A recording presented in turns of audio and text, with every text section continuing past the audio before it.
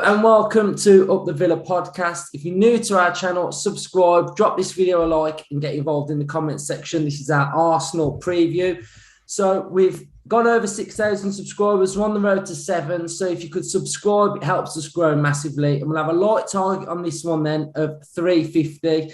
And then just get involved like you always do, a bit like a forum. So have your say and just get involved in everything that we're discussing. So don't adjust your screens. We've got members of the podcast on. They've ditched me for the last 5 episodes. I've had to go it alone. Ryan, he's ditched me again. He's had his hair cut with somebody else. So, yeah, it looks shocking, mate. On the screen today, we've got Joey making his debut to the channel. He does a lot of writing for the website, and that's where Hannah started out with us as well. So we might as well start with the website, Ryan. If you want to say anything about it? Yes, it's going very well at the minute. Joey has been contributing immensely to it. His fan reports are fantastic, and he contributes to the player ratings as well. He wrote a brilliant piece about Emi Martinez. So if you're on Twitter and see our pinned Emi tweet, go into the comments there and you can have a good read of Joey's piece there. And obviously Hannah as well. She was doing all the fan reports and contributes to the website and the editing. So, we've given it a bit of a facelift as well. So it's looking fresh. It is looking fresh. So, go and pay it a visit, www.upthevillapodcast.co.uk. Yeah, so we're not just a podcast. We're everything, aren't we? Jack of all trades. Full package.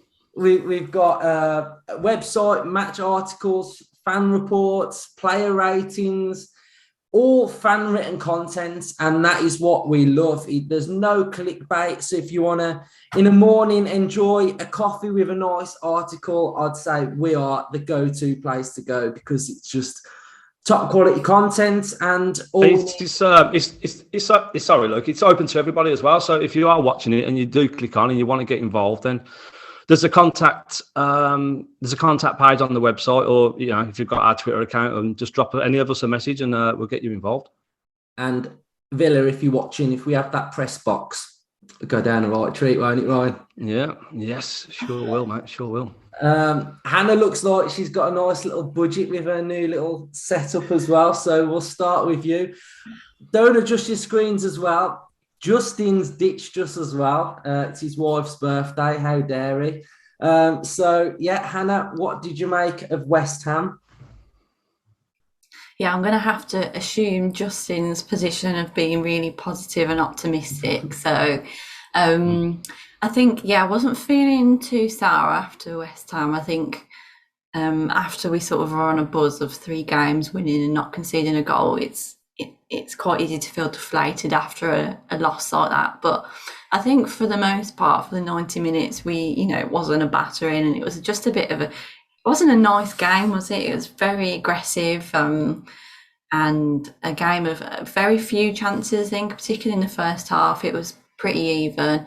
But I think in the second half, we just looked really tired. And I think that was probably the biggest difference you could see between us and West Ham is that, they're sort of very used to the physicality of the league now. They're also competing in Europe, so they have that sort of advantage. And we just didn't. And I feel like, not to throw anyone under the bus, but as soon as we sort of substituted Douglas Luiz, the midfield did look very open. You can't really say that we wouldn't have conceded those goals had he been on the pitch, because we don't know. But all I will say is I wasn't too keen on going completely gung-ho and taking off our one defensive-minded midfielder when we still had the game in our hands. So I feel like that was something to probably learn from. But overall, it's something you sort of got to take with a pinch of salt. They're a very good side. I wasn't particularly expecting too much from the game, as much as we would have liked to have at least got a point. So I think come the weekend, we've sort of just got to dust ourselves down, as they say, and go again, because it wasn't a performance to be particularly happy about or particularly worried about. It was sort of just one of them. You used a couple of Justin's Brucey quotes there as well. Is that what happens when you on that area of the screen? I did think I was sounding a bit Brucey, but sometimes, like those years, they just come back to haunt you, don't you? Yeah, they do. I think it's Justin's spot, to be fair. Joey, welcome to the podcast. What did you make of it on Sunday? Thank you very much, Luke. And I got to say, as a fantastic introduction, so you bigged me up there. So I'm going to have to provide a bit of a debut, maybe a Zat Knight kind of Chelsea debut, or a Benteke Swansea, possibly, rather than a Danny Drinkwater versus City. But yeah, so I agree with Hannah that it was one of them games when it was decided by fine margins, as Luke mentioned in the video the other day, and it could have easily gone either way. It was in the balance for a long, long time, and I do agree as well that taking off Louise, whilst he has come in for a lot of stick recently, it did feel, talking to Bruce, like a bit of a Bruce move when he subbed on Hogan and Codger and Keenan Davis and all them. It did feel a bit like you're getting rid of the supply line, you're getting rid of the structure. And West Ham, and you saw it with especially the second goal when Rice, I mean, he was superb all game. Souček was brilliant again, but Rice just waltzes through the midfield, and McGinn is almost the last man to sort of make a challenge on him. Once he's past McGinn, he is through, he's flying towards goal. And then you look at where the position in the players, there's only 4 players in the box when the goal actually goes in from Fornals, and one of them is Bailey. So it was sort of like we did lose our structure, and you don't mind it. You know, Gerrard maybe thought that 3 points was there to be won, and you kind of don't mind that attitude. But it did feel like it sort of lost the structure in a game where we have struggled against teams like West Ham and Burnley, the teams that are a bit more direct, a bit more tough. They play the direct pass, more frequently, and it was a chance to take the 3 points. So I can see why Gerrard thought it was the move to go with, but it just lost our shape, and in the end we come away with nothing, which is thoroughly disappointing.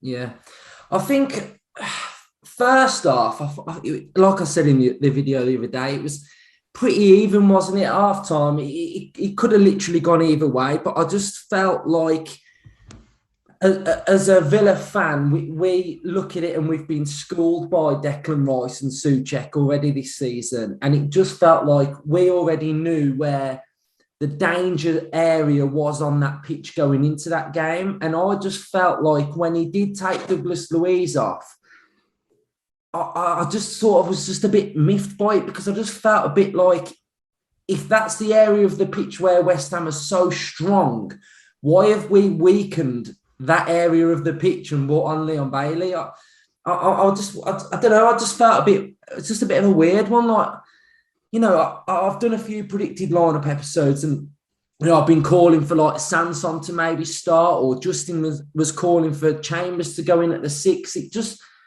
what's Sanson got to do to even get a start in this team? If I'm looking at it from the outset now, I'm just thinking Sanson for Villa now. I don't really see a future for him. What do you think, Ryan? Yes, I thought Sanson would have been the correct substitution, because we wasn't out of the game. It was still a tight game, West Ham had a moment of absolute brilliance from Yarmolenko. Now, I'm an experienced Villa fan, and some things are just written in the stars for people to go ahead and achieve, and 9 times out of 10 it's against the Villa. So when I seen Yarmolenko coming on for the injured Antonio, it was like, you know what, he's going to score, and he did, and it was a wonder goal. And the outpouring of emotion after, it was hard to be pissed off about that goal, to be honest. You just had to take that one on the chin. But the game was tight, like you say, and it just felt like we went gung-ho too soon, didn't we? Bringing Bailey on later on in the game, last 10 minutes or so, but it did open us up. And like you say, when Bailey lost that ball in the middle, our shape was all open, wasn't it? We was all out for the attack, and when we do lose the ball like that and we haven't got that cover, then the shape is fully open, and West Ham took advantage. But again, it's another learning curve, isn't it? It's a learning curve that it's good that we can do it now and find out stuff about our team. And Gerrard said after the game, and you done your little piece in the last episode about finding that correct profile of player. And we didn't have that profile of player that could go pound for pound for Declan Rice. He stormed it, didn't he? And to be fair, he's world class, isn't he, Declan Rice? I think he will be the next England captain. He's a sensation, and he just looks like a top guy as well, doesn't he? He has the banter and he has the crack. So fair play to him. But like I say, in Justin's absence, I'll give you a bit of positivity. It was a better result than at Villa Park, so there's a bit of progress. So next season we'll do them. Yeah, and we have been on a brilliant run, and that will move us on now to Arsenal on Saturday, 12:30 kickoff.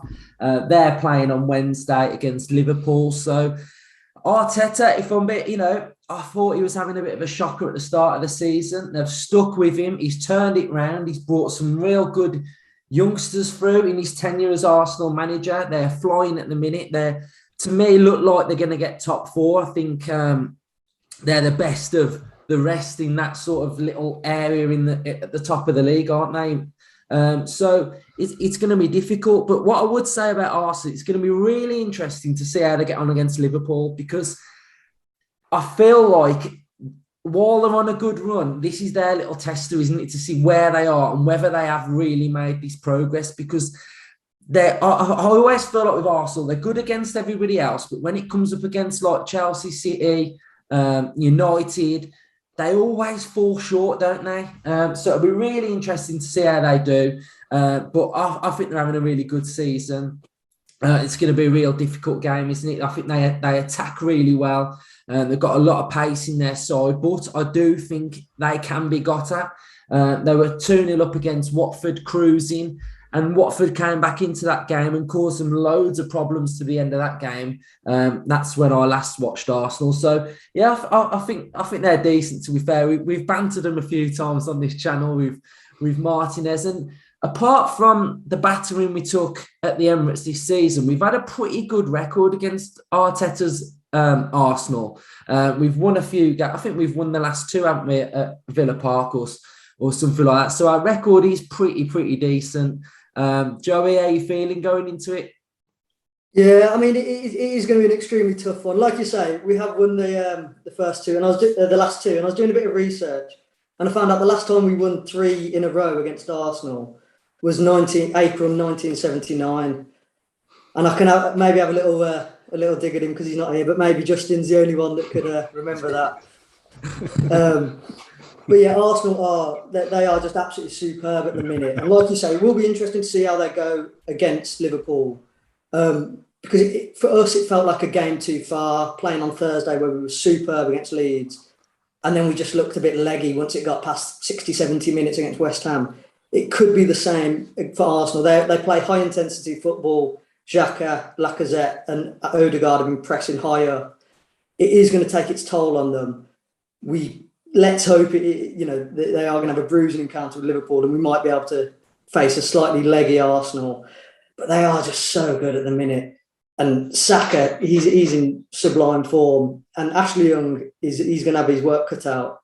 It's a shame, obviously, Luka Dean went off. The only thing I would say that's maybe a positive about Ashley Young against Saka is kind of the right foot left. The Ashley Young's right-footed, Saka's left-footed.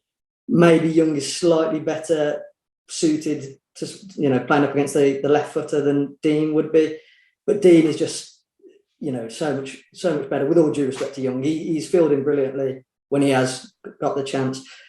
And then Lacazette, since he took over the armband, he scored four goals and 7 assists, I think it is, this season, and only one of them was before he took the armband from Aubameyang. And he's just a man possessed at the minute. He's linking up play. He's creating chances. He's just on form. So I think we are really going to have our work cut out. And, we have been on this brilliant run, and we were unlucky against West Ham, but we are going to have to be at the top of our game on Saturday, definitely. I tell you what, Joey, pray for Justin. He might not be coming on again. I'm only messing. Pray for Justin in the comments. Might be the last time you ever see him. Hannah, what are your thoughts, Arsenal? Yeah, I think Joey sort of humbled us a little bit there with, the fact that we need to really have our wits about us on Saturday. Arsenal have been really impressive. I think everyone was really enjoying it in the first 3 games of the season when we were ripping the piss out of them for being so bad, and then they've really kind of come and had a redemption arc for the rest of the season.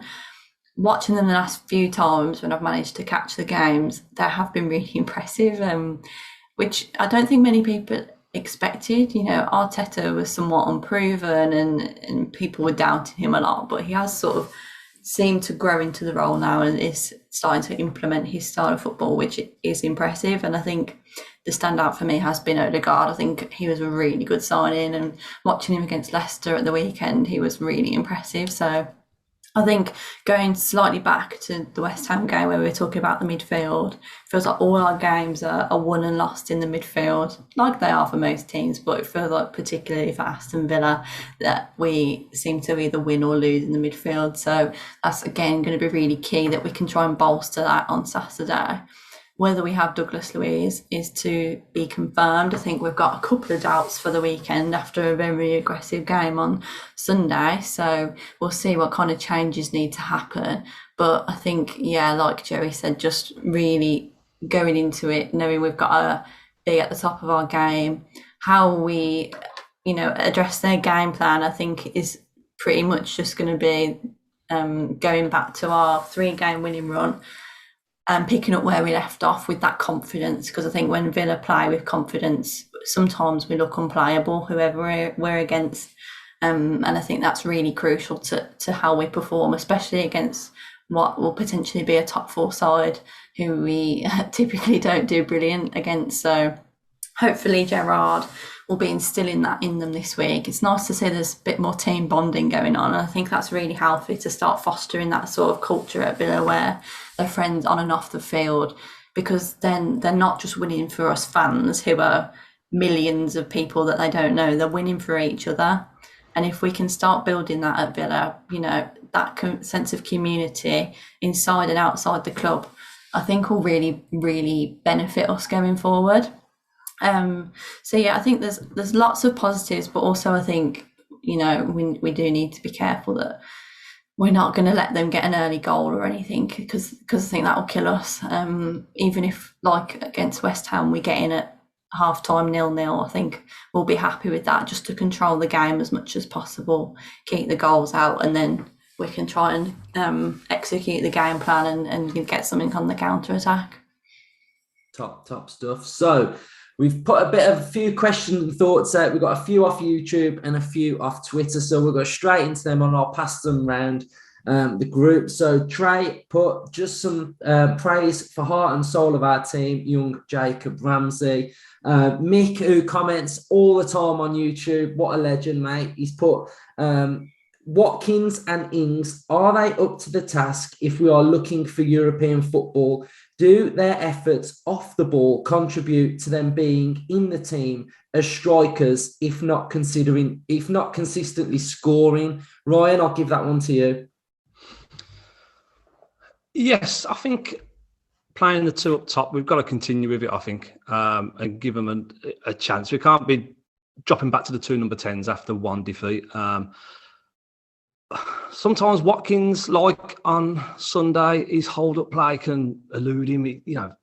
His control of the ball is not the best, really. And some games, it's just an absolute mare. He'll just bounce off him all game, and that was happening Sunday.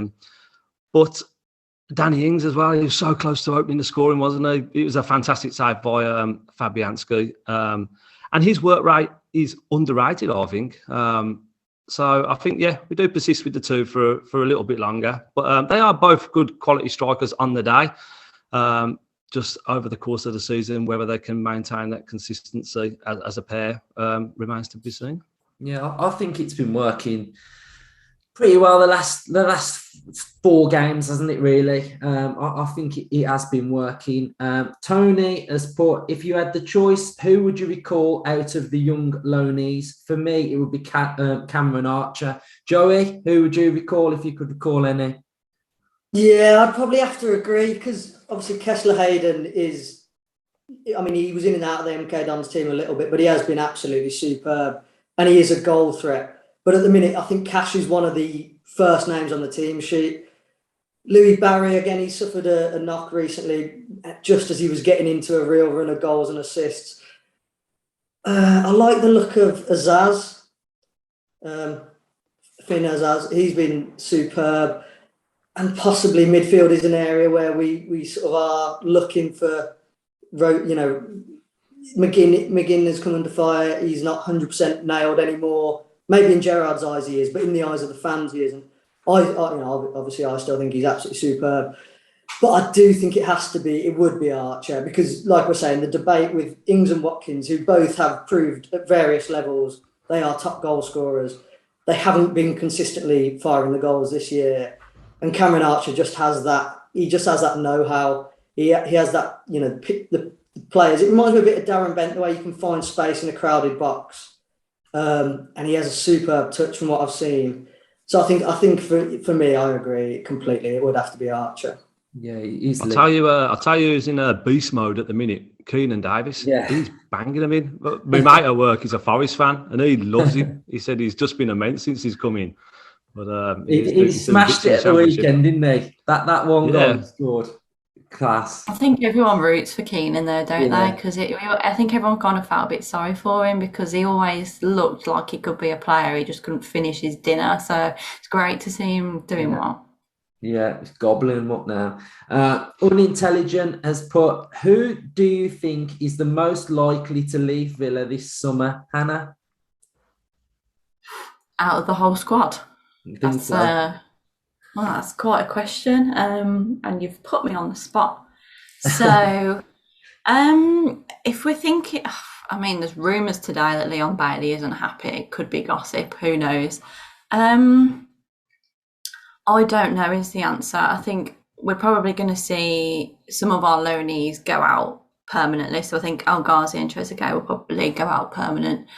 But in terms of current Villa players, I think it could be Morgan Sanson, which breaks my heart a little bit because I really like him. But if he is not getting game time, he deserves to be, really. And as much as we always say we want competition in all the places, if he's not even getting the sub chances or when there's injuries, if he's not getting trusted to come in at that point, he's going to lose his patience. And frankly, can't really blame him.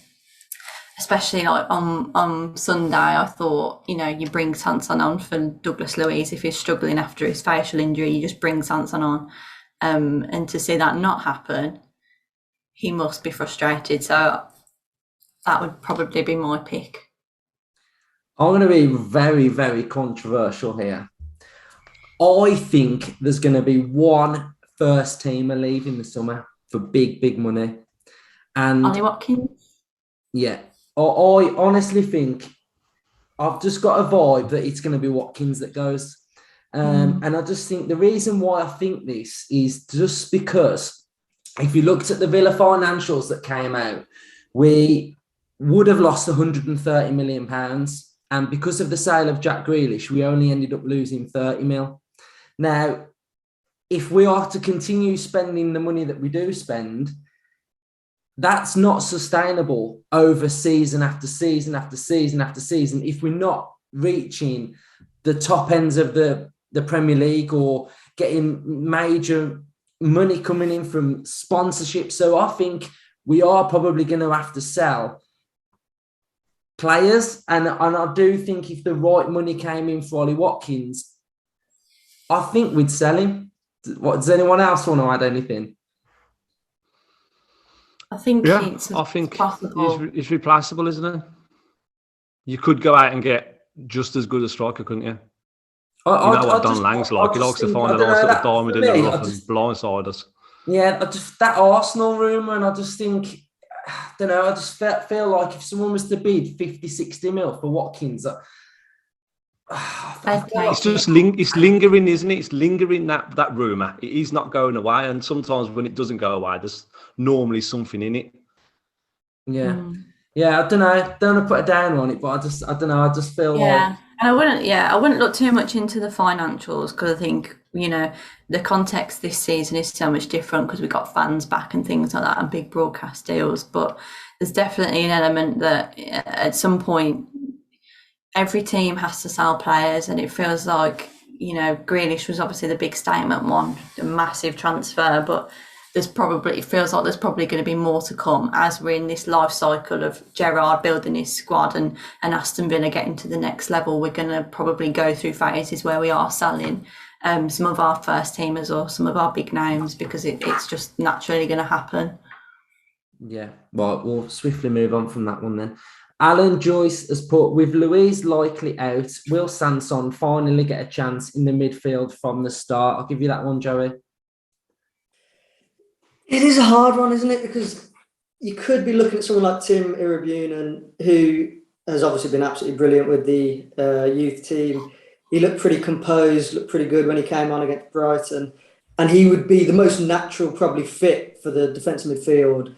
You would have to, you know, switch it around slightly if you got Sanson, who's more a traditional box-to-box player. And McGinn and Ramsey both like to get forward. So if you got Sanson in there, I would like to see Sanson. I think he absolutely deserves his chance because we just have seen so little of him. I don't know if you can put him in defensive midfield, especially against Arsenal, when, as we've mentioned earlier, how brilliant Odegaard is, and he picks up them beautiful pockets that the left back doesn't know whether to go to him, the defensive midfielder doesn't know whether to go to him. You don't want Mings getting drawn out ball watching. I think you need somebody a bit more naturally defensive than Sanson. So I don't know whether it would be Chambers possibly would be the logical player to put in there. I do think Sanson definitely deserves his chance, but I can't see him being sort of almost hung out to dry against Odegaard. Yeah, I'm just not. I'd love to see him start, but I just can't see him picking him now. If he's so reluctant to bring him on as a sub, I don't know. I'm not sure. So Pete Wilkes and Shawnee have both mentioned Leon Bailey. Hannah, you alluded to the tweet of someone saying that Leon Bailey's not happy. Do you think Leon Bailey will be gone in the summer? I'll answer this one. I'm gonna say no. I don't know where this sort of Leon Bailey, not negativity, but like thinking that he might leave or something like that, because I just feel like his Villa career is only just getting started. I feel like he's been injured and you know, he had that first injury and then he came back and then he got injured again. And I think we saw on Sunday that, yeah, he went down and he didn't get the foul. But I thought there was real bright sparks from Leon Bailey on Sunday. The cross that went into for Buendia. And I just think he's really exciting. And I think if anyone's advising Leon Bailey, it'd just be to like get match fit, get some minutes, fight for the shirt, make your appearances count when you get them. And, you know, I think probably I will put my neck out and I will say I think towards the end of the season, we probably are going to see Leon Bailey starting some games for Villa because, you know, we've paid a lot of money for Leon Bailey and we've not even seen a quarter of his potential. Hannah, what do you make of all this Leon Bailey talk? Yeah, I think as soon as someone has a couple of injuries and then, you know, isn't getting back into the starting 11, there's always, I think, bubbling rumours about, you know, are they unhappy? Are they going to leave? I don't see him leaving unless, again, there was a big bid, but after having an injury-torn season, I don't see anyone coming in big for him. I think it's frustrating. I think back to that Everton game, October time, was it? I remember when he came on, and I think I said after the game, oh my gosh, so excited about this player. Like, I can't remember last time we had like a new signing that was like this exciting. Because even at that point, obviously, we didn't have Coutinho and Buendia was sort of not settled.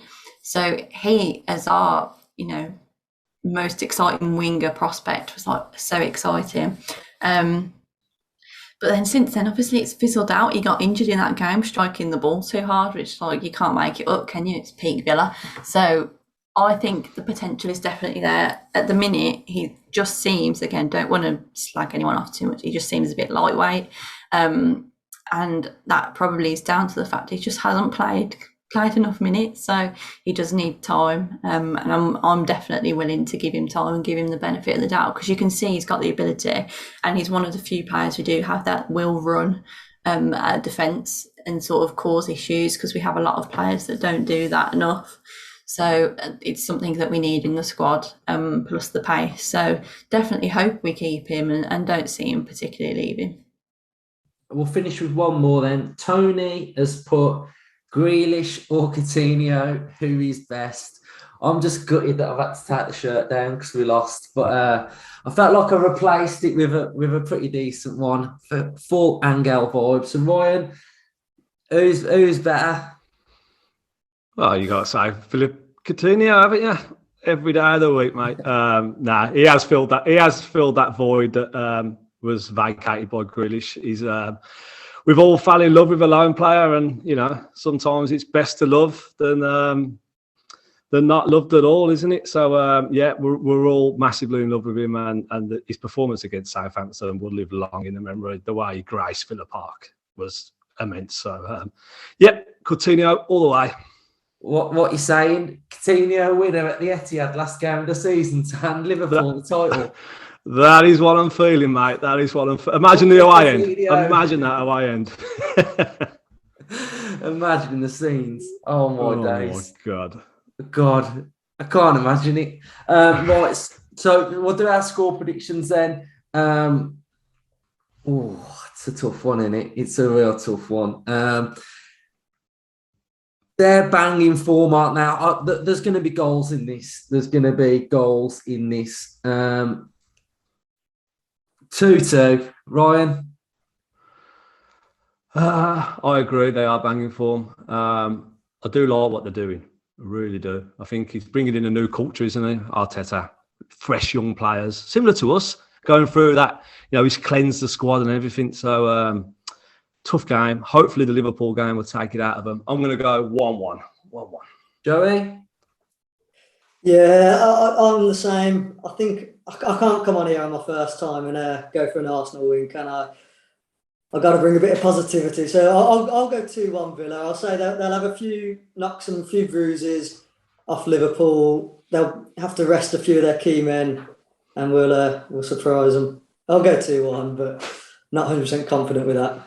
Cool. So, Hannah, you're in Justin's seat today. What are you going for? Oh, my God. 4-0. I know you probably can't tell the difference between the two of us. So listen very carefully. This is Hannah speaking. In true Justin fashion, I will try and be positive. If it was Hannah speaking, I would say we'll take a point, but that's just not in Justin fashion. We're speaking like he's died. Sorry, Justin. I think I will go for a 2-1. Same here. I think it's going to be really difficult, but let's be positive and go for a Villa win. It's an early kick-off as well, which is gross, but hopefully by 3 o'clock on Saturday afternoon. I've seen the stat today, right? 12 kickoffs. Our last 4, we've won 4 out of 4. And one of them included Arsenal, 1-0. So let's make it 5. Do you know what's annoying about that, though? There's not even a 3 o'clock kickoff. All day? It's tragic. Are we the only Premier League game on Saturday? On Saturday, yeah. No. It's shocking. There's one on Friday, one on Saturday, a couple on Sunday maybe. Yeah. It's the FA Cup weekend. Tragic. So, right, we'll end it there. We'll be back in some form for our predicted lineup episode later on in the week. So thanks for watching and up the Villa. Up the Villa.